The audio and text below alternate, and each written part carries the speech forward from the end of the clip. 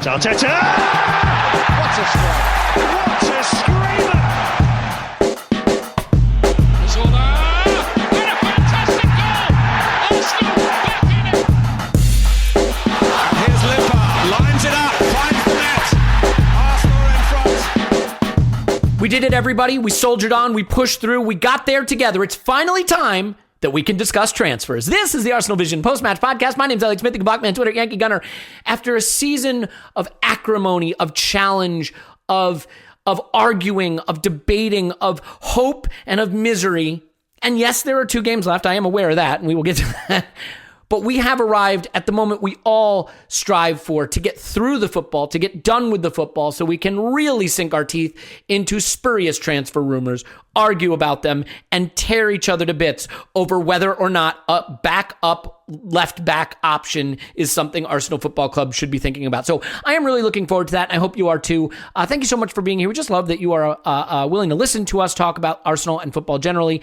And we are thrilled to share this with you and all the engagement. And I know that these are confusing times as Arsenal fans. So hopefully we're all working through the process together. We're going to try to put together some very special and specific Euros content this summer. And the way I pronounce that, I think it might have been confused with Euros, like the Greek sandwich or pita sandwich with lamb in it. I didn't mean that. I meant the Euros, the football tournament in the summer. Although, if you want food-related content, we can bring people on for that. So hopefully that'll be fun. Let me stop this rambling nonsense because it's going nowhere very fast. Paul's on Twitter, Pause My Pants. Hello, Pause. Oh, that's a horrifying mute button incident there. You want to try it again? There you go. I should have just done it for you. Tim's on Twitter. Roberto. Hello, Tim. Hello there. Tim now has the Yeti microphone, which means you have a physical mute button as well. So I look forward to adventures with that for you as well. I'm still using the Skype one just to be safe. It's very close to the hang up button, so I'm glad you haven't missed that in the true. past. Clive's on Twitter, Clive PFC. Hello, Clive. Hello. No issues Skype's with the mute the way button. to go, Tim. Good. Yep, good. Okay, I do like the physical mute button myself. We can all discuss mute button tactics on our mute button podcast. But one big announcement, it is my birthday today. And so as a happy birthday to me, if you want to leave us a review for the podcast. Happy birthday, Elliot. Yeah, it's my 37th birthday again. So if you want to leave us a review anywhere, especially on Apple, but anywhere, we'd love it. It'd be a wonderful birthday present. And on the second podcast this week, we will pick out some reviews and send some people some gifts for the reviews. So thank you for that. I know a lot of you have done it, and it does mean the world. So thank you. And that will certainly suffice as a birthday present. Or if you're like, why would I give you a birthday present? Just leave a review to be nice to Clive, Tim, Paul, and Scott. Okay, let's start just real quick, Tim, with you. Before we get into Joe Montemurro, I do want to ask you one very important point, though. You have been really the lone loud voice on this podcast that is anti-VAR. I assume you are ready to apologize to everybody for that now? Look, terms and conditions may apply. Fair enough. And if one of those terms and conditions is Chelsea thinking for a full 90 seconds that they've scored a last-minute equaliser in an FA Cup final, only to discover that they haven't, then I will live with that. I think what was great about that moment, though, wasn't just the, it's Chelsea. It's like the crowd made it, right? And we had this discussion, and I think this brought our discussion of last week about what crowds add really brought it to the fore in this cup final, because it's not just the Tielemans goal where you see everyone going spare behind the goal, but it's this moment as well where it's you've away. Got but you get the Chelsea fans celebrating, but then the reaction of the Leicester fans. And the only other time I've heard a roar like that, I think, unfortunately, was the Man City Spurs Champions League semi-final, where you get for about a minute City think they've won it and then they don't. And of course, you celebrate that moment like a goal, because it is basically, it's like scoring a last-minute winner. And that's what I've always been dubious about this argument. Well, not dubious. I don't agree with the argument that VAR adds to the drama. I think it adds to the tedium most of the time. However, in this rare scenario, it did add to the drama. And because it went the way I wanted it to, it was great. I think VAR should always exist as long as it produces outcomes that I agree with, which is basically what we all think about all refereeing incidents at all times. I do want to touch on the FA Cup and Brendan Rodgers and Leicester a little bit before we get into Sander Berge and Ryan Bertrand. I mean, don't blow your hair back, people. I know it's getting exciting around Arsenal, but we will get to that stuff. David Luiz, Willian.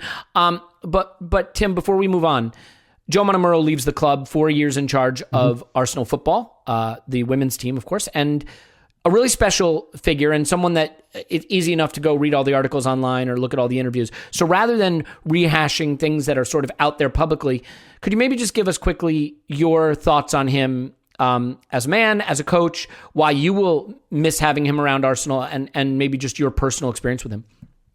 Yeah, sure. So I'll caveat all this by saying that none of this is like a good reason for a coach to stay. I think ultimately, I spoke to him on Wednesday, and at the end of the interview, he just said, my cycle's done and I know it's done. And a lot of that shows you that he's a pretty honourable guy as well. He had 2 years left on his contract, could have sat on it. But he knows that perhaps his message is... maybe his message is going stale. I don't know, but like they have underperformed this year, according to the talent they have, and he's taken that decision. It frightens me a bit that Arsenal didn't take the decision for him, but that probably tells you a lot about Arsenal. But he took it when he could have sat there on that contract for another couple of years. So I do kind of think it's the right time. But as for like my personal experience with him, I've always got on with him really, really well. We've always got on, and it's because I think a lot of us, and what I mean when I say this is the sorts of people who maybe listen to this podcast get frustrated when we hear like press conferences and people who have access to managers, and they ask them things like, I don't know, what do you think about David Bowie dying, and stuff like that, and just like absolute nonsense. I was at a cup final one with Arsene Wenger once, and Samir Nasri had been left out of the France, I think 2014 World Cup squad, and they kept asking him about it. And it was like, he left 3 years ago. Who cares? This is about the FA Cup final. And so when you have that opportunity yourself and you think, I'm going to do all the things that I wish I could see other people do, and frankly, in the women's game, there is a greater degree of openness and trust. So you get that kind of opportunity. So for me personally, I did ask him like largely tactical questions. I asked him about other stuff as well, because like that's just part of the job. But I'd always ask him about tactics and things like that, and the kind of things we discuss on this podcast. Imagine if one of us got to speak to Mikel Arteta every week and kind of say, why did you do that there? Or I noticed in the second half you did this. Why did you do that? And so having the opportunity to do that is obviously great. But then having a manager who absolutely responds to that and enjoys talking about that, really, really enjoys talking about the tactical side. He's a very tactical coach. He slightly tweaks the game plan, not Unai Emery style, but like they have a principle for the way they play, and then they'll identify like one or two weaknesses in the opposition and they'll look to exploit it. So the game plan is slightly tweaked every time. And he really enjoyed talking about that when I talked to him about it. So I'd say something like, it looked like the left back today was coming into midfield a lot. Why did you do that? And then he'll explain it in detail, which was fantastic for the content and everything like that. But he really enjoyed talking about that. And we struck up a rapport because he liked answering. Basically, I asked questions that he enjoyed answering, and I very much enjoyed the way he answered those questions. It was a real education. So, must have been kind of interesting. Like, it's unique that you can ask a question one week, as you say, and kind of almost build on it week by week. I mean, I'm sure it didn't quite unfold like that, but like you basically have a continuity of conversation, even if it's exactly. Yeah, exactly. And without blowing my own trumpet. Well, I don't know if this is blowing my own trumpet really, because it's not something that's like that's amazing or anything. But I'm pretty much the only person who spoke to him that regularly. Like I was every press conference pre-COVID. I talked to him a lot, kind of not even on mic, just about football and things like that. And he was very, very receptive to that. Very, I think, forward-thinking coach, loves playing attacking kind of proactive football, etc., etc.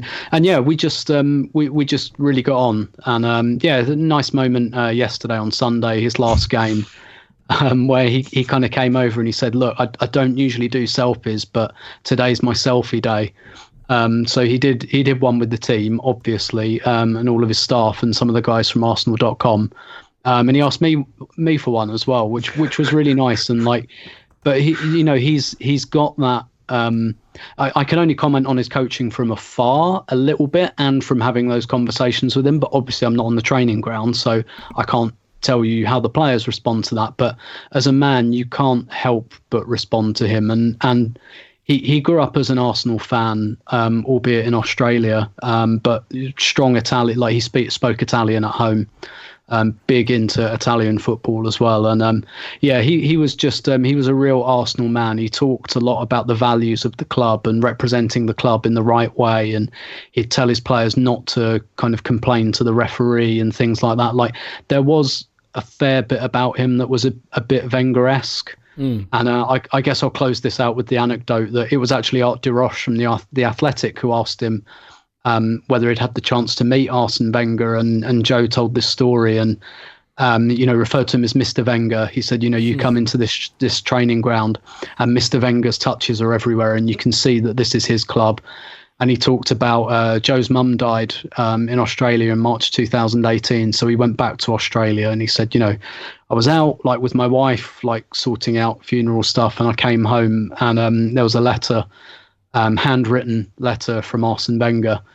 And he just said like he described, he was a little bit tearful when he said, it's probably the most amazing moment of my life. And, he said that's what I want from a football club. I want to be at a football club like that.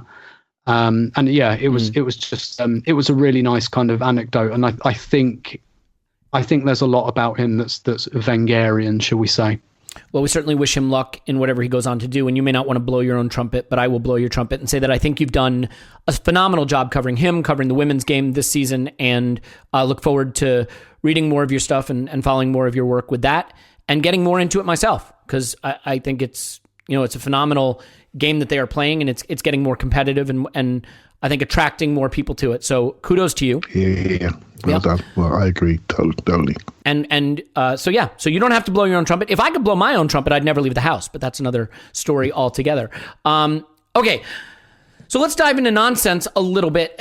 Let's start with the FA Cup final. We can get to the transfer stuff because I know that'll keep people sticking around. Paul, the FA Cup final, I saw a lot of people saying it's the best game of the season. And I watched it, and I thought it was really exciting. But I wonder if it felt like the best game of the season because there were fans there. And it just goes to show you how much even some fan presence can totally transform those edgy, cagey, nervy moments into tense, exciting, dramatic moments, and how much the drama comes from the fans being there. So that was great. But let's sort of focus on what it means for Leicester and sort of what they've done. This is a club that, I think we have a lot of appreciation for in terms of the way they go about doing things. They have an owner whose father passed tragically, obviously, and now he has to, he's connected with the community. He seems invested in the club's success, but they have a process. They've stuck with it. And part of that process, is bringing in Brendan Rodgers. They've been willing to get rid of coaches, even who had some success, like a guy who won them the league. Where do you fall on the Brendan Rodgers debate right now? Is he an elite coach? Is he in that elite echelon, or is he the classic guy who, if you give him a team that's got some talent, he can extract the level that talent can produce? What's your take on Rodgers? Because I think he deserves a lot of credit for what he's done with Leicester, and I'm not really sure where he sits in most people's esteem. Yeah, so I think Brendan Rodgers is great, honestly, which, given the amount of time I've spent online taking the piss out of him... he deserves it. Trust me. He's a lunatic. I expect to hear from him or his people, a bit like I'm waiting for Tim Payton to ping me and call me a hypocrite. But anyway, I'm expecting Brendan Rodgers and his people to be in touch with me very soon to say... The feckin' nerve of you. But no, like, even when he was at Liverpool, when I wouldn't say almost nobody, but anyway, I'll go with when almost nobody seemed to like him, I thought he was a very good coach. I couldn't, it was such a bit of a cluster when he was at Liverpool that it was hard to work out what the hell was going on. But I actually thought you could see all his flaws there. He was still comical. The David Brent stuff was coming through. Oh, the thing where he takes out the envelope with the, I got 3 envelopes here, he says at the start of pre-season. I think it was in the documentary, and I've written down 3 names on here from the squad here of 3 people I know will disappoint me this season or something like that. And like everybody was taking the piss out of him. Apparently he got that one from Alex Ferguson. So it's not so much what he did, though that got the piss royally taken out of it. It's kind of the Brendan Rodgers-iness of it. And yet when you talk to the people who played with him, for him, by and large, they all thought he was bloody great. He's big into the psychology, the motivation. He's got a hell of a story. Now, your question was, what do I think of him, or what do I think of him now?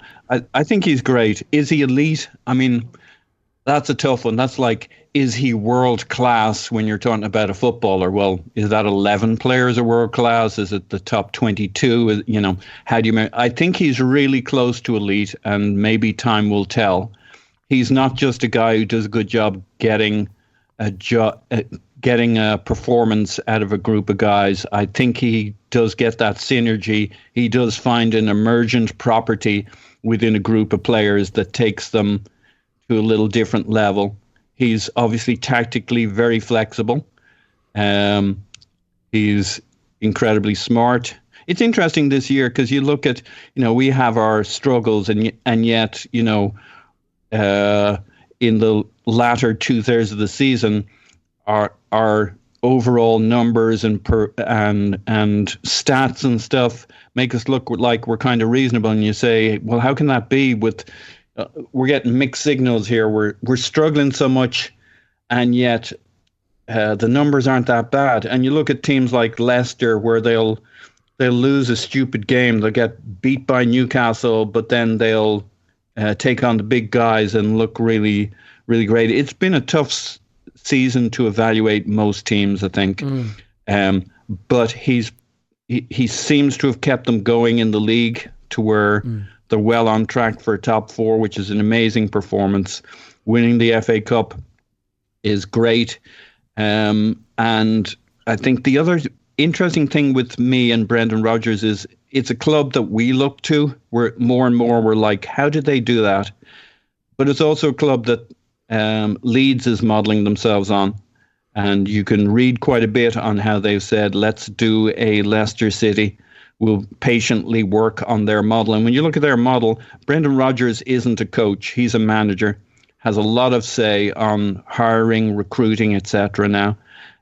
So as we talk about what our Arsenal model should be, the continental model, etc., when we look at maybe the club that we would tend to look at to learn the most from, at least as supporters, I think what's really interesting about Leicester is how understandable they are. Like you look at a Liverpool, it's not that easy to work out what they do and how they do it. In some ways, Leicester seems the most accessible of clubs. It's a simple structure. They got a director of football or a technical director. They got a manager. They got good scouts. And it just seems like they execute well, as opposed to they have some weird construction of a football club, a structure, a complex continental model with a director of this and a director. It's a very classic manager, director of football, head of scouting. It's very understandable, and yet they execute so well in the market, in their recruiting. And, we're going to talk a little bit about just a little bit names.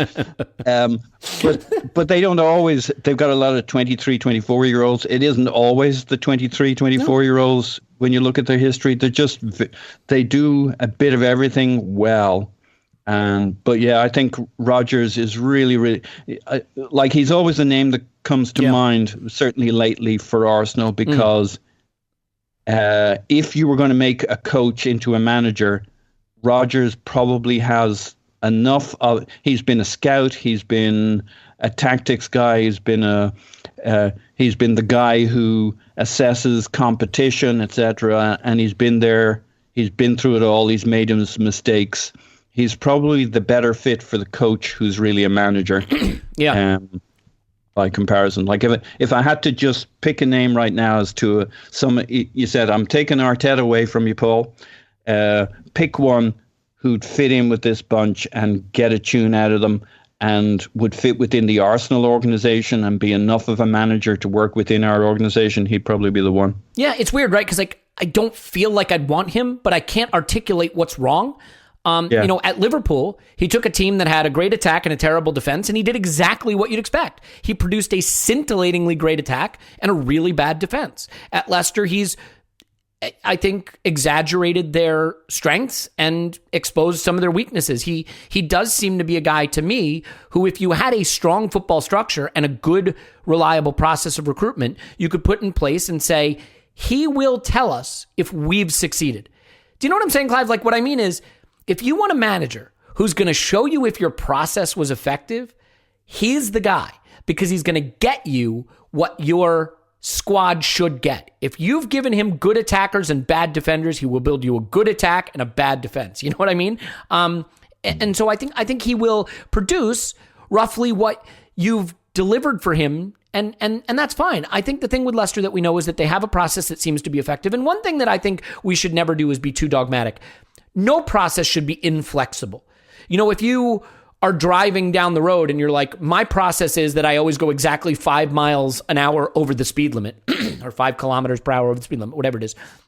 And then, there's someone in front of you that starts slowing down. You're not going to just drive through the back of the car. The point is, like, you can have a process, but it should be flexible. That analogy was shit, and I don't want it given to me back again in the mentions anywhere. So Clive, in terms of, looking at Leicester, and we'll move on from Leicester and talk about our transfer targets and our outgoings and stuff like that. But do you have any strong feeling about the job Brendan Rodgers has done and what they're building there, and how you might reflect on that for our situation? Yeah, I think the last bit is key. I think let's bring it back to a little bit to Arsenal. So, please, yes. I do like a coach that's flexible.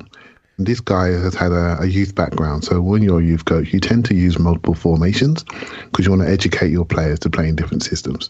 That's part of your job as coach educator, right? So I like the fact to use different systems. So primarily, Leicester used to have a 4-1-4-1, all right? Yeah, 4-1-4-1. Indeed, in front of the back four, little triangle there, Maddison off one side, Tielemans off the other, Vardy up top.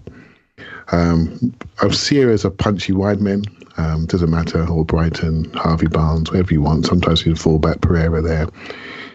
And it was all great until they had to suffer. They had a number of injuries, right? They lost Harvey Barnes. They lost Maddison, who really was the guy just really behind the striker per se. And they lost a number of key people in that team. And he had to find another way. Like Jamie Vardy, for all the fact he got an FA Cup, he started to look a little bit old, and he was not running behind as much, and people were dropping off. And so it started to fall down. And much like Arteta, when he had some key injuries, this is the bit where experience comes in. Because when he had his key injuries, he went straight to a back three. Right, so Nunchu came back in from injury. Fofana was starting to creak a little bit, but in the back three, experience from St Etienne, where he had a back three on occasion, he could hide the youngster in there with Johnny Evans pointing and clicking him. And so straight away, back three, that used his wing backs in a slightly better way. He could use all Brighton as a wing back rather than a midfielder. So what I thought he did really well was reacted to the injury, reacted to the failing parts of his team. Iheanacho, somebody who's always been on the fringes, suddenly was put into a front two. Suddenly he's doing Jamie Vardy's running for him. Jamie Vardy's now changed his role so smartly as a 33, 34-year-old and not become so goal-obsessed, but use his movement to distract away from Iheanacho. Iheanacho scores goals, transforms their season. Without his goals, they're not in the top four now, and they may not still make it. Right? So Maddison gets injured. Perez is never really convinced in a front role, but put him behind the front two, a little bit better. So what he's done, he put a system in place which really maximised the strengths of the players that he had available. And you know me, Elliot, you've heard me say it before, you know your players, put them in positions of strength to succeed. Now, if you look at what Arteta did when we lost our left back, what did we do? Well, we know what we did, didn't we? We weakened our midfield by taking out our highest touch player.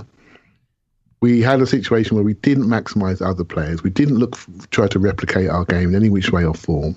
We've left footers where they should be. And it's ultimately cost us, right? So both really smart coaches, one learning how to react under pressure and adapt, one has just got away with it or done it. Doesn't matter. The results are there. Both won FA Cup in the last year or so. Both really smart. How you apply your intelligence is key. There is no point in being smart if you don't know your players, you can't see your weakness, and you don't apply it. Now, coaches get it wrong all the time. Tuchel a week ago was the king. Everyone's saying we should have got him. Look what he's done. A week later, 2 defeats, people are laughing. They realise they are 2 defeats away from absolutely throwing the season away. Right? Do you see what I mean? So coaches will get it wrong. The experience that Arteta has gained from this season, I hope, allows him to react in adversity a little bit, I don't want to use the word smarter, maybe a bit more simplistic, in a more simplistic way, to put your players in positions of strength. And I think Rodgers has done that really well. And I think that's come from his experience in coaching youth players all the way through various clubs, allowed him to react to his adversity. And I think Leicester are an interesting case of how, if you have a process that you trust, you also have to be really strong in your convictions about it in the face of maybe some fan discomfort or expert critical analysis. Because you look at Iheanacho, he was a data darling. They had a senior, experienced, aging striker. They got Iheanacho for a reasonable fee, and he didn't pan out. But he's young, and the data liked him, and they had time for him to develop because they had Vardy. But now they look to have someone who can be an heir apparent to Vardy, who seems to be starting to produce. And look, it could be a false dawn. I realize that. But there were periods where that looked like a failed move. But because of their planning cycle and his age and Vardy's age and the way it panned out, they wind up reaping rewards for that. I think it's really interesting trying to assess process season by season, which is how we look at it as fans. But as a club, you have to take a little bit of a zoomed out view sometimes, which is really hard because of the intense scrutiny and pressure to deliver every season. So I guess grudgingly, we can sort of move towards Arsenal unless you have a pressing need, Tim, to weigh in on Rodgers and Leicester. No, I think it's all been said and said well. Oh, I appreciate that. Probably more Paul and Clive, though, on that point. Look, the one thing I will say is it's hard for me to praise a guy who has a huge picture of himself hanging in his home and did the 3 envelopes thing at Liverpool. Like, it's weird to me that guy is good at coaching and players respond to him. Like, I can't. Yeah.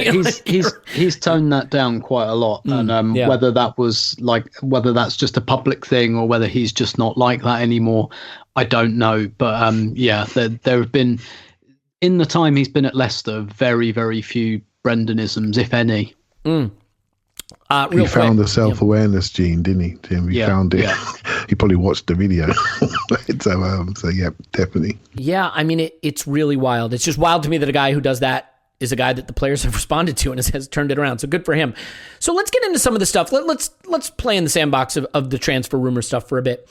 And I want to be clear about something, right? Like, not every transfer rumor is true, and not every transfer rumor matters that much. There are some strong links, Tim, to Ryan Bertrand. Now, we're going to debate it because it's an Arsenal transfer and it's interesting. I want to accept that, like, a relatively cheap acquisition of a backup fullback is not an issue to get your nose totally out of joint over. But since it's a rumor that affects Arsenal and it relates to our process, we're going to discuss it, and we may disagree on it, but it, again, this is not in the top 10 things that's a problem at Arsenal right now. So I will just open the floor to you and we'll have a little bit of a roundtable on this. What's your reaction to the possibility of us signing Ryan Bertrand? Nervous. It's my reaction because it looks like the same mistake that we keep making and we keep having the Cedric conversation and things like that. Look, let's first acknowledge the difficulty of signing this player to be a backup to Kieran Tierney. It's hard. It's hard to sign a backup to any player who is an absolute lock in any position. It's really, really difficult. Look at all the money that lots of clubs have wasted on backup strikers in the last 10 years in the Premier League. Really, the ideal solution is to either have a young player who can do it, who's hungry and up and coming. Doesn't look like we have one of those in the ranks, or to have your James Milner type. So unless Ainsley Maitland-Niles comes back to the club and accepts that role, which I don't think he will, then it doesn't look like we have that player either. So it's difficult. It is. And there probably isn't a perfect solution. However, signing a 32-year-old, we've been here, and any which way you try to justify this doesn't get around the fact. So I've seen a lot of people say, well, if we give him a 1-year contract, okay, then we're here again next summer, aren't we? Doing the same thing, trying to do the same thing. You know, we saw the other thing. I have a big problem with signing players at the end of their career who accept the backup option, a bit like Cedric. Lichtsteiner, yeah. And look, I don't want to go into character assassinations of those individuals, but I just think in general, if you get a guy at the end of his contract who signs up for the I'll be the backup, generally you don't get the best version of that player, because you get a player who's kind of looking after his career, which they've every right to do, don't get me wrong, but it's a last paycheck. They know what it's about. It's their last paycheck. Exactly. Like Cedric hasn't come to Arsenal under the impression that he's going to be the first choice. It's because he's 29 and he's won the lottery, basically. And if you win the lottery, you don't tear the ticket up. So I'm not having a go at him. I was thinking about this earlier, and I was just thinking how disengaging I find it to keep talking about these players who are on a meal ticket, you know, and it's just like, you know, the sorts of players who, like, I don't know what the other guys think, but like sometimes I think about like players like Cedric, and I think, what am I going to think in like 10 to 15 years about this player? I'm going to keep forgetting he played for us, a bit like I forget sometimes that Eddie McGoldrick played for us in the early 90s. And every few years I think, fuck me, we sold Anders Limpar and bought Eddie McGoldrick. Who remembers that madness? And then I don't think about it for another couple of years. And I just find it really disengaging. Like I am not disengaged by, like, let's say Pepe, a signing we massively overpaid for, probably hasn't quite worked out yet. Don't know if it ever will, but I'm not disengaged by that, because that's still like an exciting player on his day. He's given us some good memories, and I can kind of see it, even if I can't see the price tag. I can see the player, and it might not work out, and that's kind of not fine, but do you know what I mean? Like, I don't think, oh my God, like, but I just hate the concept of these kind of meal ticket players. The thing is with Bertrand as well, it's a lot like Cedric in that Southampton aren't rushing to keep him. And look, I understand how difficult it is, but is this like, are Arsenal saying that all over the world, like, could Edu look me, you, whoever else in the face and say, of all of the options we could get on the globe, Ryan Bertrand is the best one? I don't think so. I think it's just the easiest one, the most convenient one. And if it's a 1-year contract, we're just kicking the can down the road till next year anyway. If it's more than that, then it's too much for a 32-year-old. Simple as that. What backs up your point about it lacking imagination is it's a guy we were linked with a couple seasons ago, right? So we've had our eye on him. We never took our eye off him. And now he's a couple years older and cheaper, and we're just kind of, staying on. And weren't we kind of, so in January when we didn't sign a backup left back, I accepted that. I completely accepted that, because I accept it's difficult and we need like an imaginative long-term solution here. And honestly, I did not blame the club for not getting that player in January, because I know it's difficult. But at some point, we've got to break this cycle of short-termism, because the more short-term decisions you make, the more you end up picking up the mess at the other end. And it's all very well saying, you know, the phrase in isolation, but when there are like 5 players that you've got like this, it's just no. And look, if they really wanted Ryan Bertrand, they could have got him in January. He could have played in the Europa League semi-final, maybe would have done something there. Again, if they sign him in this summer instead of in January when they could have got him, to me it just says, we don't know, we can't be fucked to look. Yeah, look, I mean, look at all the loans we've done. Look at all the old players on a free we brought in. And what it does is it doesn't create a base to build from. And it goes back to that Leicester discussion we had about needing to have the wherewithal, the mettle to build for a multiple season project instead of trying to solve your problem in season 1.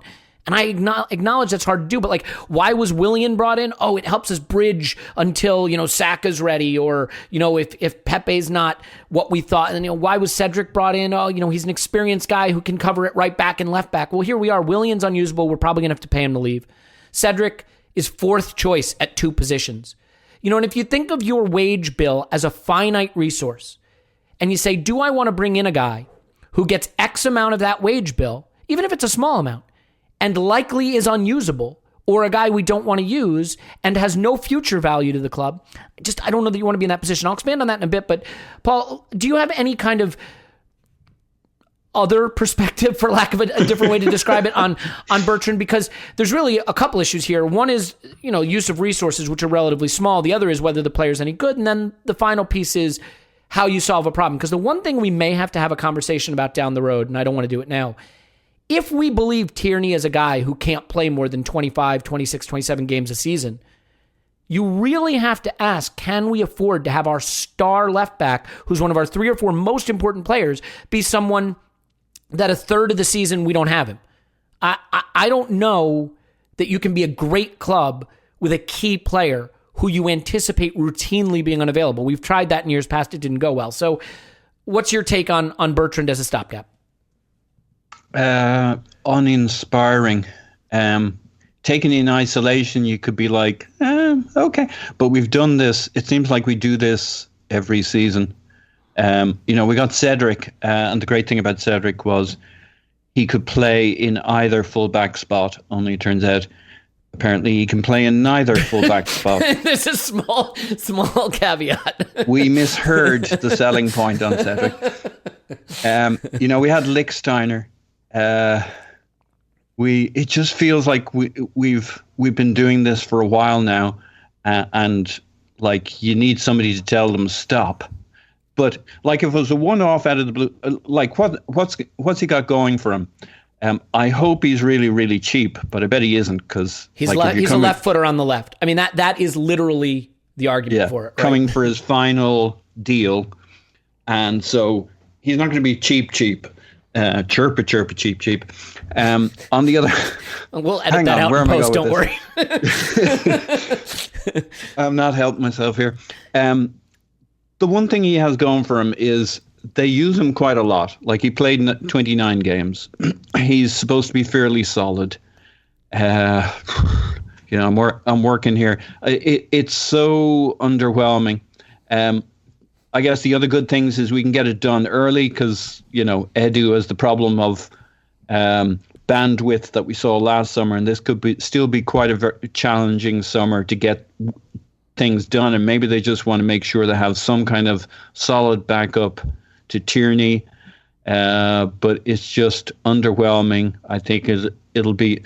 I don't think we'll like the deal when we see it, or when we think we understand it. The dollar amounts, the length of it will be a year too long. We'll be paying them too much.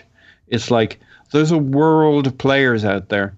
There's the Tierney conversation, but I don't know that anybody can give you a crystal ball and say, you're only getting Tierney for 2/3 of every season. That might be what you suspect, but I think when you have somebody as good as Tierney, you focus on doing everything you can to get him to, 80-90% of the season. I'm not sure there's too many clubs who look at Tierney and say, oh, he's only a 66% a season guy.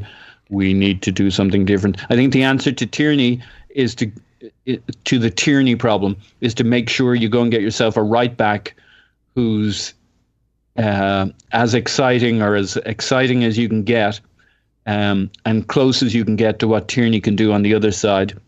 And maybe you don't always have 2 very aggressive full-back, wing-back types. But when Tierney isn't available, one of our problems is, like, when I looked at, this is bad stats, but when I look at December 26th onwards, when Tierney isn't in our team, or rather when Tierney is in our team, we don't lose. We lost to City 1-0. Okay, we lost that one.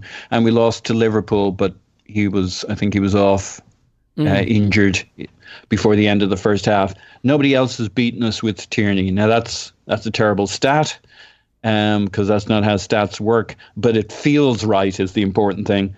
we're just a much better team with him in it. Yeah. And when we lose him, we do weird things to try and fill in for him, but also we lose a whole dimension to our attack and build up. Yep. And Chambers is goodish, but he's not great. So I think the answer to the Tierney problem is to have Deere and Tierney running up the right wing, or as close as we can get to That's it. a really interesting point. Yeah, I mean, if you have a fantastic right back, then losing your fantastic left back is something you can sort of recover from by just kind of tilting to the right. But if you're weak at right back and then you lose your fantastic left back, you're now playing mediocre fullbacks on both wings. And that's ultimately, obviously not great. Clive, there's so much here. Look, the one thing that I want to say is that a lot of this comes down to just not trusting the club because they haven't earned the benefit of the doubt. If you view your club as having made lots of smart moves, you're more inclined to give them the benefit of the doubt on one that makes you look sideways at it. If your club has made moves that you don't like, you're more inclined to say, well, these guys don't know what they're doing, so I'm not going to give them the benefit of the doubt. And whether it's Lichtsteiner or whether it's Cedric or whether it's Willian or whether it's Bertrand or, you can go on and on and on down the list, the idea that we'll just get some really old dude who might have been good at one point and that gives us depth is a very reductive way of trying to do it. And I know there are people who say, how are you going to get a guy who's any good to be the backup to a star? I get that. Liverpool signed a left back for £11 million, who's 24 years old. Robertson played every single Premier League game this season. It can be done. And I realize you can say, well, do we want to expend our resources on someone to be a backup to Tierney, or do we want to just go cheap and not have to worry about it? And my argument is, don't do anything at backup left back and use whatever's in your team, or solve it the right way. Solving a problem the wrong way is never the right answer. And I just want to make this point. Ryan Bertrand has been bad this season. That's an important point. You can't just look at the age or the price. You have to also look at whether they've been good. In almost every major statistical category that's measured for fullbacks, he is in the bottom 50%. He is a 77% passer. He is not a progressive passer. He does not have any end product, which is something that Tierney's really good at, right? Crosses, passes into the box, expected assists, things like that. And if you want to throw the data out, fine, but I would just say this. If the data hates the player, do you trust the club enough to be more right than the data? And I would say at this point, I struggle to get there. So Clive, for me, the short-termism of it, the bad data on it, the fact that it feels like resources that don't need to go into this guy and past mistakes we've made lead me to not like it, while fully acknowledging it's probably cheap enough that it doesn't rate in the top 10 problems of our club. It just looks like bad process. And it's really hard for me to see it as much different from Cedric, who's a guy we now have for another 3 years and doesn't play at all. So do you have any different perspective, or is that pretty much where you land on it? I start with that question. So Cedric, he won't stay 3 years. We got him for 4, but he will go in the next year or so, maybe even this summer, right? So will we be paying him to go? Because that feels like a thing that a good club probably doesn't do as much as we do. No, well, I don't think he's massive wages, but Sure. Cedric is. We know the deal is not great, right? And we know I want the Kia boys all out, all of them, right? So that'd be nice and neat for me. There's different ways to look at this, right? If you look at the left back situation, you could say Tierney and the Bertrand, that's a strong 2. We know that one's going to play 90% of the games, 85% of the games. That's a really good backup. You can look at it and say, which I tend to do, is like, you know what? By doing that, I don't feel any different about the club. We're just jumping, doing lap of honour when Willian might go, so Easy's going, and then basically we're doing it again. So how you feel is important. It really is important. And, I want to blow this whole lot up. And what's the point of blowing it up and replacing it with similar types of mistakes? Do you see what I mean? There are a number of left backs out there. There's a kid at Hibs called Josh Doig, 6 foot up, blonde kid, quite athletic, not as fast as I'd like, got a lot of potential. He's only 18, still got spots in his face, and he's not using Manscaped. Right? He's not ready for that yet. Right? So basically, we got him. There's another kid at Derby called Lee Buchanan. Finally got him to embrace the sponsor. There's another kid at Derby called Lee Buchanan, who we are linked with. Nice player, a little bit smaller, bouncy player, a bit more in the Chilwell mould. Gonna be a good player. We can look at him. There's a kid at Reading, just signed for Bayern Munich, I think, on a free, and he's a brilliant player called Omar Richards. And I'm looking at him and think, if we want to change our culture and make people feel different, one of those younger players is going to do it. It's going to make people think we have a plan. We spent 25 minutes talking about Leicester. Not all their signings work, but it feels good. They're all young, sprinty players that want to go on the upward trajectory of their career in a group together with a spine of older players around them. That's all we need to do. A spine of older players, but allow these younger players to have their head. And what I said last week about allow these younger players to develop into new leaders. Remove some of these experienced guys away from your team to allow people to develop. Don't be afraid. You might find potential in people that you didn't know was there. There's a young kid at Leicester called Luke Thomas, the left wing back. Nice player, 19. Pepe absolutely ruined him. Had to get taken off at half-time. Remember that in that away game this year?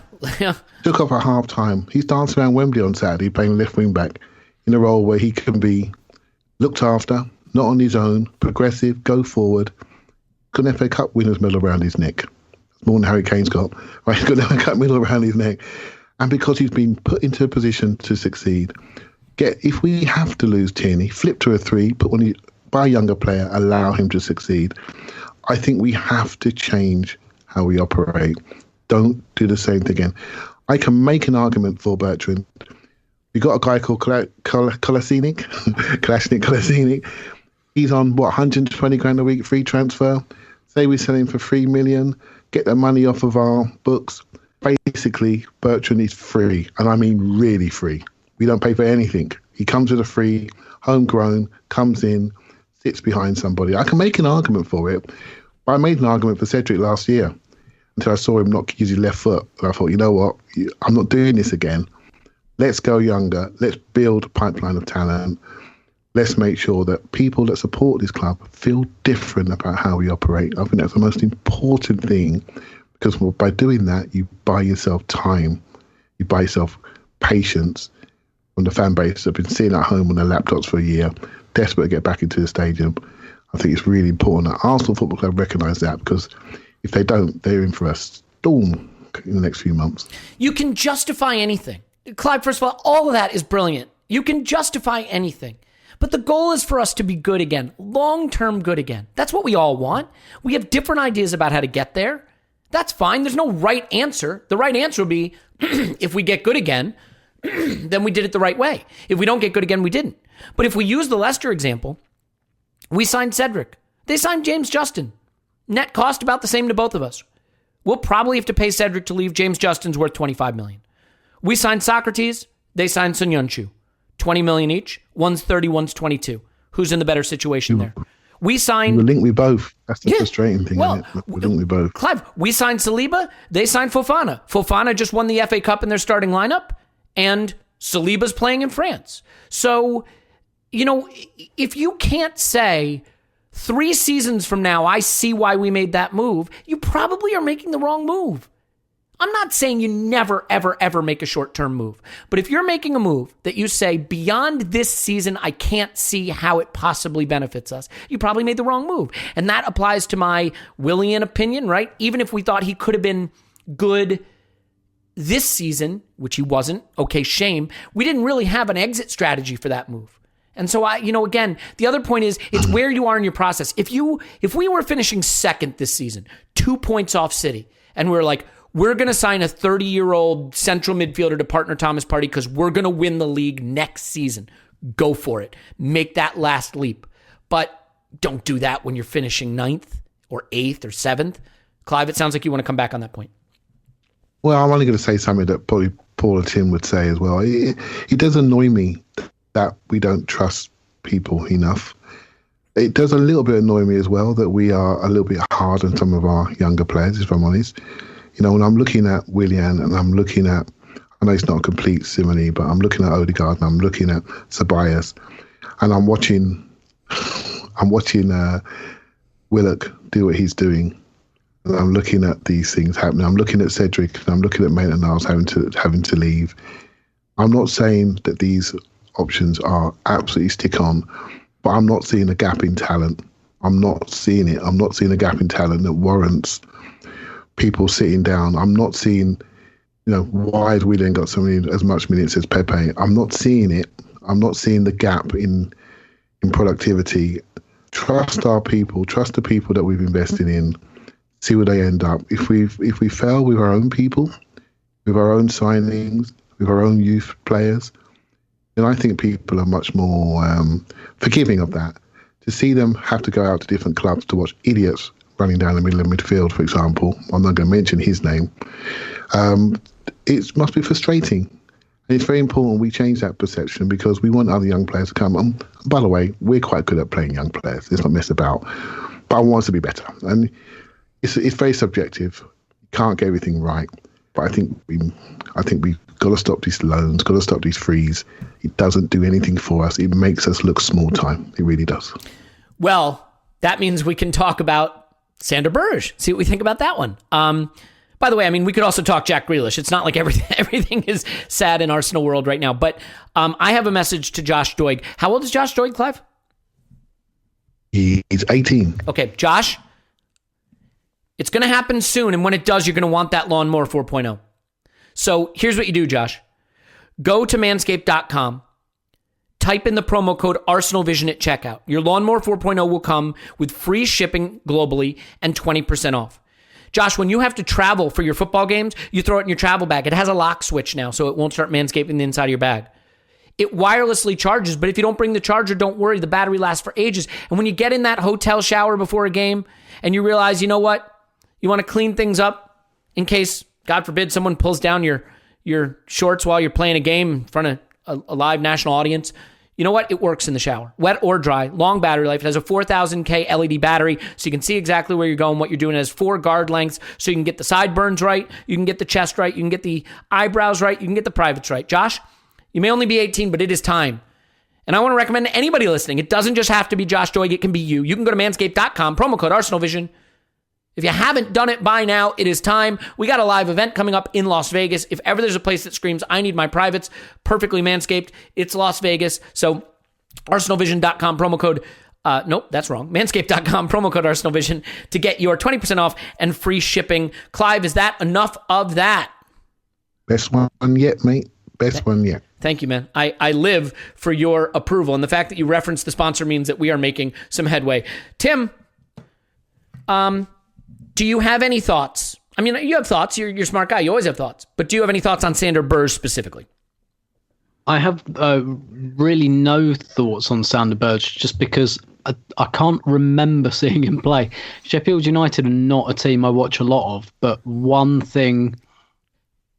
So if I think about the profile of the player, one thing I'm slightly concerned about is he seems to have been injured for most of this season. Whether that's a regular occurrence or just an unlucky season, I don't know.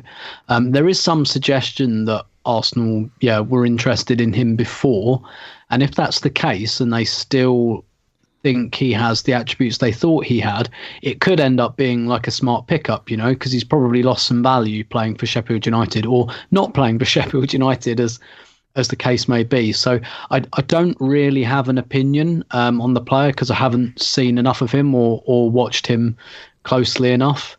He's 25, isn't he? He's like I 24, think 24, maybe 25. Yeah, one 24. Of those. Yeah. So, I mean, he's 24 until he's 25. So one way or the other. Well, yeah. So I don't have a massive opinion on the player. So I wouldn't. He's about to be 24. Okay. This is a long way of saying I don't have a big opinion on the player. Then let me ask you another thing just real quick, because we'll come back to Sander Berge in a second. David Luiz is leaving. Do you have a strong opinion about that?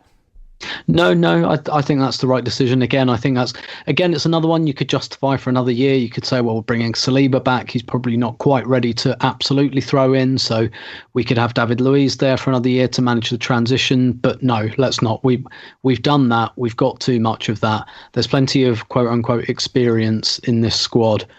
And I think experience is a vastly, vastly overrated attribute anyway.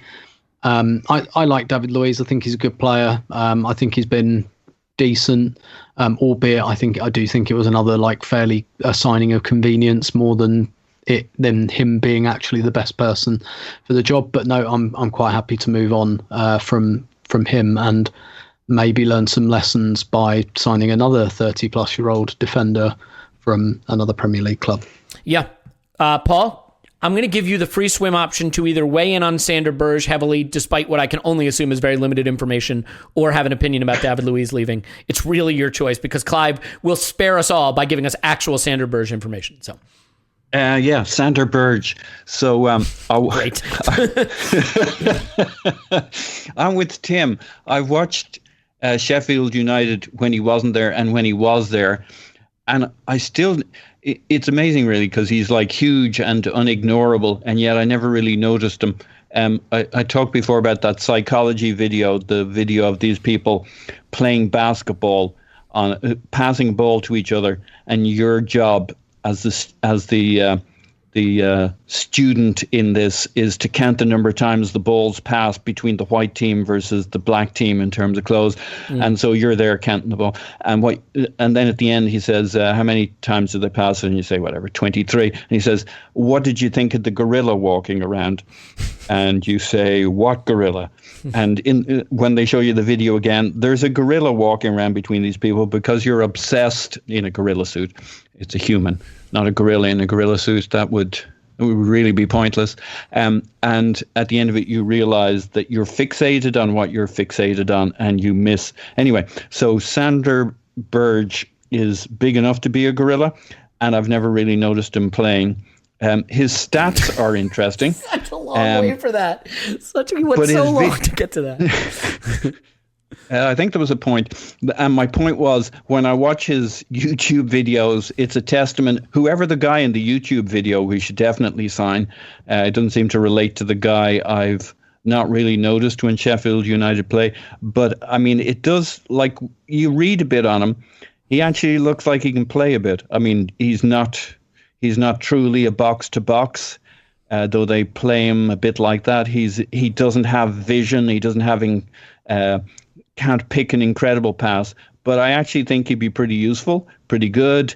Obviously a physical specimen, quite mobile for a guy who looks like he won't be mobile, but he is actually pretty mobile. He's 23 years and 92 days old. I've got all the facts, all the stats here. So depending... Like, if we got him at a really good price and he was an option, he'd be a lot more interesting as an option than an El Neni. He would give you something that our other players don't give. I don't know that I want him as our starter, so it kind of depends on what he costs us. But he might grow into it and show us that he's got real game. He looks like a guy who can play. And a force to be reckoned with. So would I want him in our mix of rotation options? Absolutely, at the right price. Clive, here's what I know about Sander Berge. I looked at his stats. So you could argue that means I know nothing about Sander Berge. I would argue that means I probably know more about Sander Berge than our club does. I'm kidding. I'm not kidding. I'm kidding. Let's go with I'm kidding. I think Paul made some good points here. Do you want to expand on the Sander Berge links? And I guess there's two ways to address this. One is, do you want the player? What do you think of the player? Two is, like, it's not just do you hate the player or like the player, but also would you rather we got someone different, I guess. You know what I mean? Yeah, so if I look at the centre midfield spots, right? So we tend to have 4 CMs for 2 roles, assuming we're going to play in a double pivot.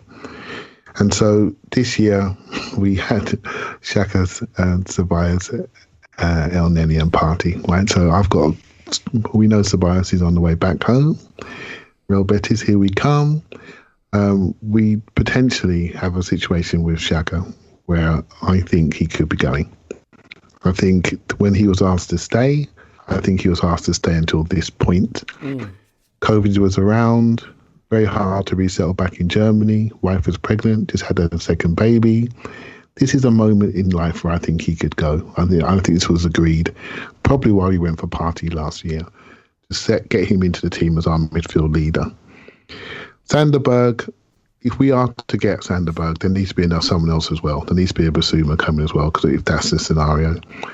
Sander Berge is more your Xhaka type player, actually. He's a high touch player. Only difference is he carries a bit more. He's 6'5", massive feet. We've been interested in him for quite a while. I mean, when he was at Genk, I can remember doing my YouTubes back then about this player. He's been around. He's not a secret. He's been a prodigy as a young player. And the reason why I linked him to Arsenal was due to that Albert Stukenberg, whatever his name is. He was one of his coaches at Genk. And that's why the link has always been there. I read recently that we put in a bid. It's too low. I'm not sure on the release clause, anywhere from 12 to 25 to 35 mil. If it's late teens, that's a really good pickup, that is. It's a really good pickup. I think he understands the league. He is strong. He's got presence. He's got leadership potential. He's part of this Norwegian golden era. I think he has got something about him, but it's got to be at the right number. The sort of thing we should do, buy more players that have played in the league. Man City have looked at him as well. Liverpool are meant to be looking at him as well. He has got something about him. So I quite like the idea of that, but he cannot be the only one that comes in, because the other person's got to be first pick, proper money, sprinter, covers. We have 3 really good players in there, and the 4th one, I'm not against El Neni staying as a rotation option if we need it, or we go younger. But I would prefer maybe someone like Aziz to go out on loan, play a full season, and El Neni to get an extra year to make sure we have 4 men in that role that we can rotate around and play 3 on occasion if we need to. So, I'm not against it, really. I think he's quite right, but it's all about the numbers, mate, to be honest. And if Xhaka goes, he is, I'll say the closest to him because he's not a lefty, but he has got the ability, he is quite high touch in there, which I quite like. So, works for me. All right, well, then let me pick your brain a little bit more with a player whose name I don't even know if I can pronounce, but I think it's Camavinga. Is that right? Oh, right. Oh, yeah, well, flipping everyone loves him, right? So I think it's the youngest player to either play for France or score for France, not sure which way. When he first got introduced playing for, I think it's Rennes he plays for, isn't it? I think he was purely a DM, but he's now playing number 10, he's back, and he's becoming more progressive. A lefty player that carries, tackles, shoots, scores, creates. I mean... is that enough? Is that everything you want from a player, though? He's in the old days, he's got Real Madrid stamped all over him. Real Madrid are trying to get him, by the way. They're trying to change how they do it. They're not waiting to buy him off of English clubs anymore. They're trying to get them ahead of time. But the thing is, the way they introduce them is not great when they're ruining careers. They're trying to get young players and they're just ruining them, right? Because of the atmosphere, because of the turnover of coaches, etc. If I'm Jonathan Barnett, who's his agent, who is another Arsenal man, who's Gareth Bale's agent as well, by the way, I'm thinking, you know what, I don't want to send him to that environment. I want to give him a step club. And we're sitting there with our lefty centre mid potentially going. If we get him, that's huge. He is a very good player. There is the risk of adaptation, but trust me, every club in the world wants to get him. Every club.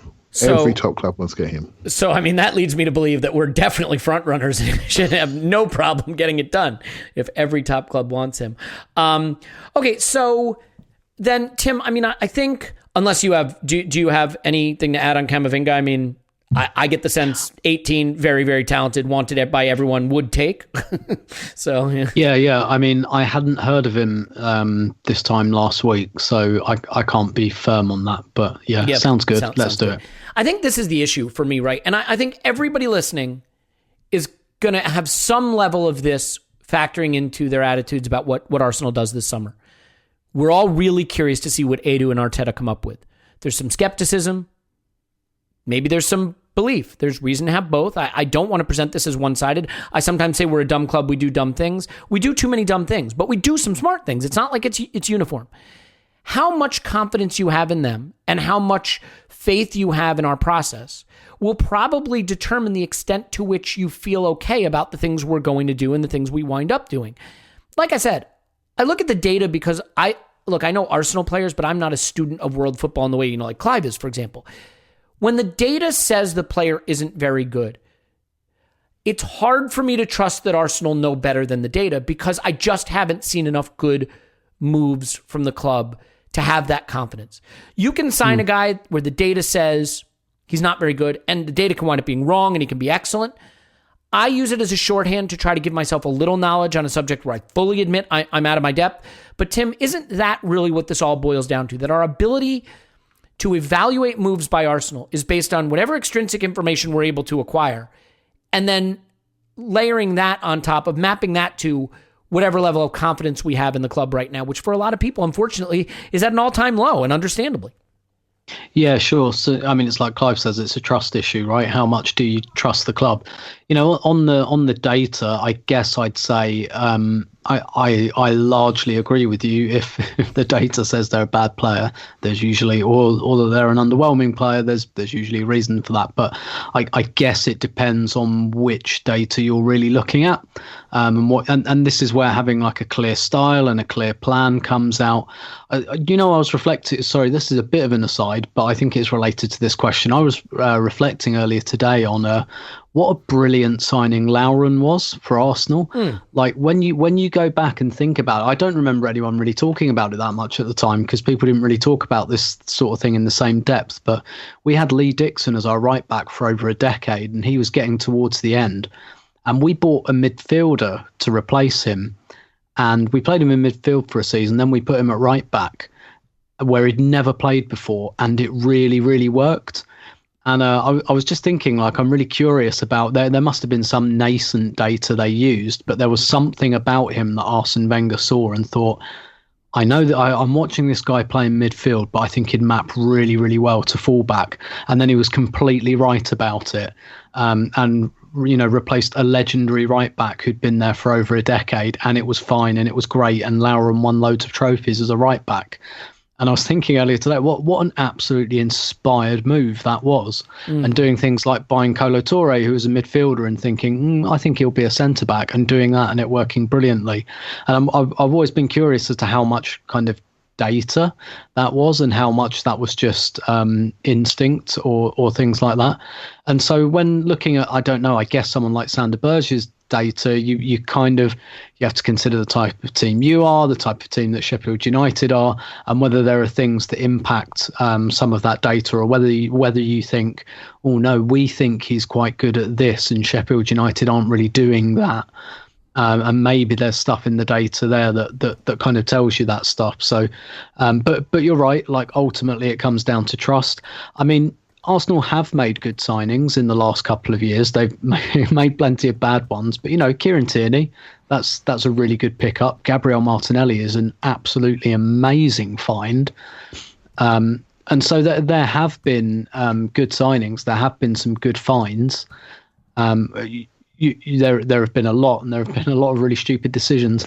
I think the reason I'm calmer on like the Sander Berge link, for example, is not just because I've never really seen him play that much and don't have a strong opinion on him, but the profile of the player just makes a bit more sense just in terms of his age. He's apparently a player we've been interested in for a while. Maybe we think we can sneak him under the radar now while he's playing for a bit of a crap team, and we're thinking, okay, we've liked this player for a while. This is probably our best chance. If we think he would flourish somewhere else, why don't we be that somewhere else? And we've seen Liverpool make signings like this, Andy Robertson, Shaqiri. I think Andy Robertson probably a better example. Wijnaldum, players who've been at relegated clubs who nobody else really wanted. And they thought, no. Like they thought Wijnaldum, he can do a job for us. And what a job he's done for Liverpool. Ditto Robertson. So it could be something like that. And I guess I've got more, in a weird way, more confidence just with the Berge thing, just because I'm thinking that this is a player Arsenal have obviously looked at and that they really like, and they've looked at several times, and not just someone they're signing because they know his agent or because it's an easy deal to do. Do you know what I mean? So even if we sign Sander Berge and it doesn't really work, I would think at least, well, okay, but like there was a rationale for doing that, and it just didn't go right. Whereas so you're saying the process might be okay. Yeah, and if the process is okay, then you're more inclined to be charitable about the player specifically. Exactly. And it all depends on what Arteta wants his midfielders to do. I don't think we've got a clear look at that yet. I mean, they've broken the bank for Thomas Partey. He was given everyone else, really. Ceballos extending his loan a year was just an expedient decision. So I don't think we have a full idea of what Mikel Arteta wants from his central midfield at the moment. And I think there is a chance to rebuild in there. So I'm a little bit, I wouldn't say enthused because I don't know enough, but like I'm not, I've got more trust in the process behind that move, potentially. That's a really interesting point, and one that I think we should always keep in mind. There's two layers to analyzing a transfer. One is from a process standpoint, does it make sense? Do you like the way we've gone about it? Is it an area we should be targeting? Do you like the age and the value and all that kind of in the weeds nonsense? And then there's the other layer, which is just, do you think the player's any good, right? I am less inclined to trust my knowledge about whether a player is any good and more inclined to trust my knowledge of whether I think the process is good. So to your point, Tim, and I think it's a really good one, if the process of landing on a specific target is pretty good, I'm way more inclined to be charitable about the player evaluation. And I think that's an interesting approach, which leads us to an outgoing, Paul, and then we'll finish with one more quick thing. There are rumors that Willian could be going. I think there's been some wet blankets put on those rumors lately, and some of his comments, I think, lead me to not believe it. But how important would it be for Willian to go, and what do you think the likelihood is that we will find any way to make that happen? Look, I think it would be one of those signals that we're starting to learn our lessons if Willian left. I don't. There's the saying, hate the sin, love the sinner. Like, I kind of like Willian. I think he should have been decent for us. I think he should have had an okay season. I could see what he could contribute. But talk about uninspiring. Like, the other thing was he was going to come in and experience and teach Saka how to play football and shit. He may have missed his window for contributing to the pool of knowledge and experience, etc. in this team. We've kind of, like, if there was a window, it's probably the first 6 months of the season gone by where he could provide his Socratic wisdom to the understanding of our younger players, and like the presence he has, and players listening to him and sitting at his feet taking notes. Like, that bubble's burst, that window's gone. Saka, Smith Rowe, they're pretty much beyond that now. And so, like, what would you take out of Willian leaving? That he got the message that Arsenal has moved beyond him, which would make me happy, and that Arsenal has learned the lesson that was a mistake, that they need to move on. Like, for me, the biggest mistake was the deal, but maybe also the reading the room part of it. Unfortunately, they then go back for Ryan Bertrand, and you wonder, are they reading the room that this is what supporters want? Again, you can get away with one, but we just keep piling these Cedric, Bertrand, Willian type decisions. Willian's expensive. It's 3 years. Be great if he left, because we can use that money and use that in all sorts of other ways. But if he stays, I guess we need to work out how to use him. I think he can be somewhat useful, but it's uninspiring. And it would be great if we freed that up, opened up a spot, and showed that we had learned and reacted, and maybe we'd be better in the market going forward. One of the things I think that makes it hard to evaluate any of our targets is outgoings will have an impact on whether the incomings look better or worse, right? So, like, if Willian goes and Xhaka goes and somehow we get Cedric to go, for example, and Luiz goes, you're going to have a very different idea of what we need to bring in to fill out the squad and to improve us. Like, I don't know that I love Sander Berge, but what if El Neni and Xhaka both go and Ceballos isn't re-signed?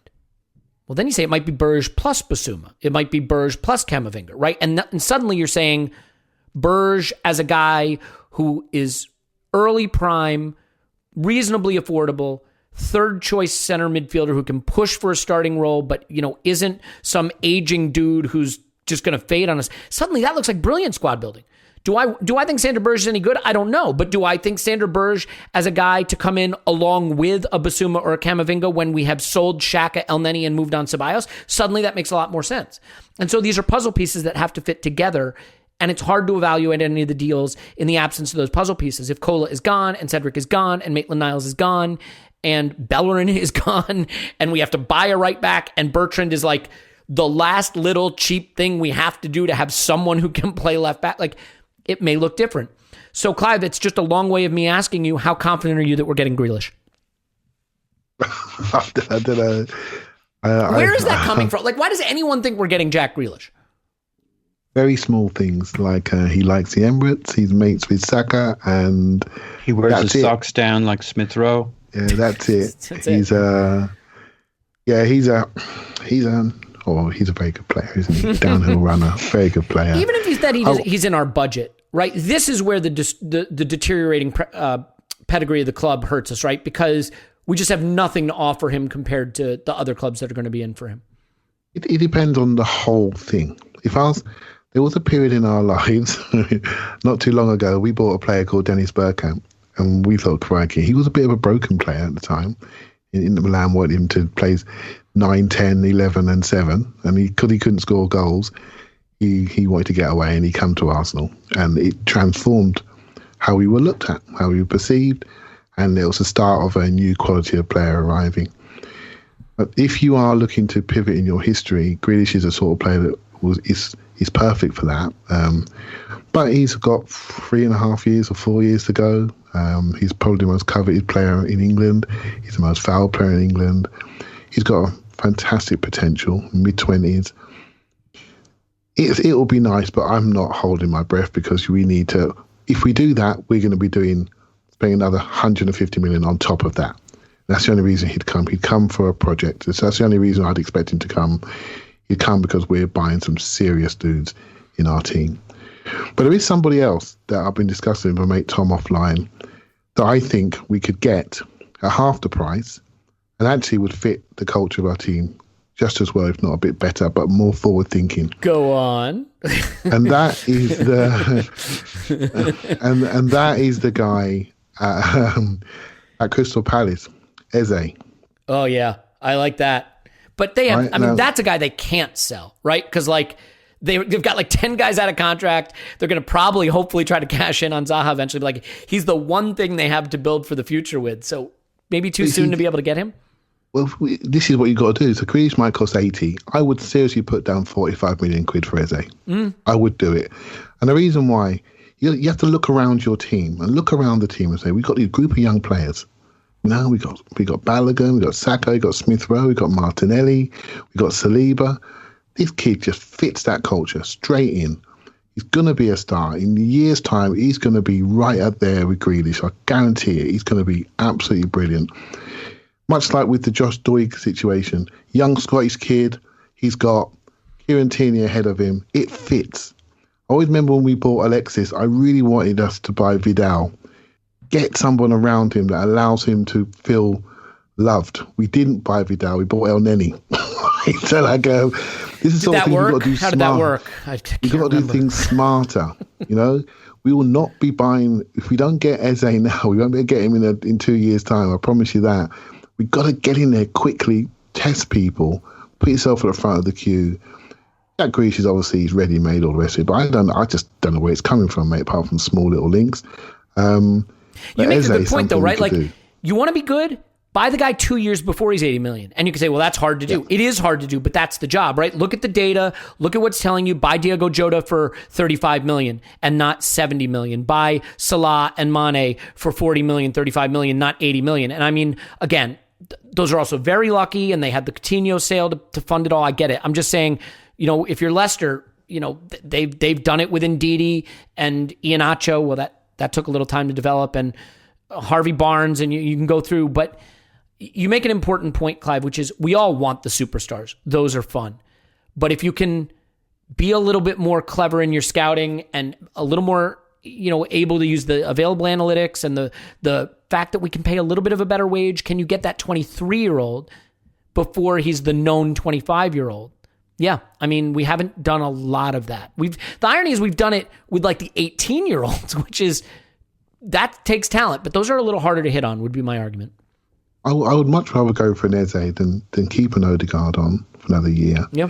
You're looking at Buendia, might cost 30 plus, maybe up to 40. No need to sell. He's not going to be cheap. Good player. I really like him. But then build something that is Arsenal. We talk about his other teams. I just want us to be better at being us. Right? We just happen to have a group of London boys developing. Add another one. While he's going all the way, this kid, I'm telling you, he's going all the way. Add another one. Build your identity, build a culture a slightly different way. Understand where someone's going to be. Much like Tim's Lauren quote, that is genius management. That is knowing your players. Not only did he pick Lauren, who was a midfielder, who basically played tucked in, right, inverted fullback most of the time, didn't go to the corner flags. He tucked in underlap because the other guy on the left back was never at home. He was always bombing on. This is knowing your players, getting your balance right. The old guy, before he started looking at balance sheets and paying back loans on the ground, he really knew his players. He knew how to build a team. He knew the balance of a team. He knows how to fill up zones on the pitch. He knew about pace, knew about physicality, knew about technical control. We've lost a lot of that. We've got to get it back. Some of these players we're linked to are actually quite good, quite physical, quite fast, quite technical. I'm quite encouraged by some of the links. But you've got to be smart. If we're going to pivot and get investment, spend your money on an Eze. Jack Grealish, we're not ready for that yet. Spend your money on Eze first. Yeah, and I get it. There's this panic that says we can't afford to be out of Europe. We can't afford to be mid-table for long. But like the scraping, clawing, short-term, patch up the leak approach to trying to get us back to the upper echelon has failed. And now we have a chance to really rip the Band-Aid off, or the plaster off, depending on where you are and what you refer to it as, and fix it longer term. Really tear it down in the foundation, blow it up, as Clive would say. I prefer to tear it down. I'm not as violent in my approach to rebuilding. You just tear it down. You don't have to blow it up, but and then rebuild it. So we'll see. This is going to be a fascinating summer. We got a multi-part series on squad building we're going to do this summer. Hopefully have some stuff for the Euros, but there's still games. We actually play midweek against Crystal Palace, and we play on the final day against Brighton. And there's still some stuff to play for, the possibility, remote now it looks, of a St. Totteringham's Day, of even a European place. So we can all find out what the Europa Conference music is going to sound like, which would be fun. But we'll see. So plenty of that to come. There'll be a midweek live stream as well. So I hope you will sign up for our Patreon if you'd like to, because there's lots of bonus content, and we'll be bringing in some experts to go over transfer scouting and things like that, along with the experts that we already have here. And then, just generally lots of good stuff. I hope you're getting ready for a fun summer, because I think it could be an interesting one, to say the least. In any event, if you'd like to leave us a review, that would be great. So after the next podcast, we will pick out some names and send some gifts out for reviews. So really appreciate you participating in that. Paul's on Twitter at Pause My Pants. Thank you, Paul. Woohoo! Clive's on Twitter at ClivePFC. Thanks, Clive. Thank you very much. Tim's on Twitter at Stoberto. Thanks, Tim. My pleasure as always. Not going to lie to you, expected more arguing today. Didn't happen. Sorry, guys. We'll try our best next time. We love you, and we will talk to you after Arsenal 10, Palace 0.